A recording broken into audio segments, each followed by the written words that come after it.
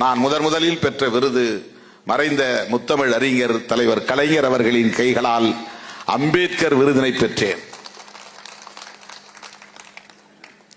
அதன் பிறகு கன்னியத்தமிழர் காயிதமில்லத்தவர்களின் குடும்ப வாரிசு அண்ணன் தாவூத் மியான்கான் அவர்கள் கன்னியத்தமிழர் காயிதமில்லத்தின் பெயரால் ஒரு விருதினை வழங்கி எனக்கு பொற்கிழியும் தந்தார் அவருடைய கல்லூரியிலே.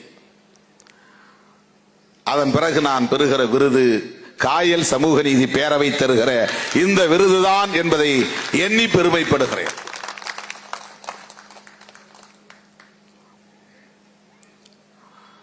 நாம் விருதுகளுக்காக உழைக்கவில்லை, ஆனாலும் விருதுகள் வழங்கப்படுகின்றன என்றால் அதை ஏற்றுக்கொள்வதும்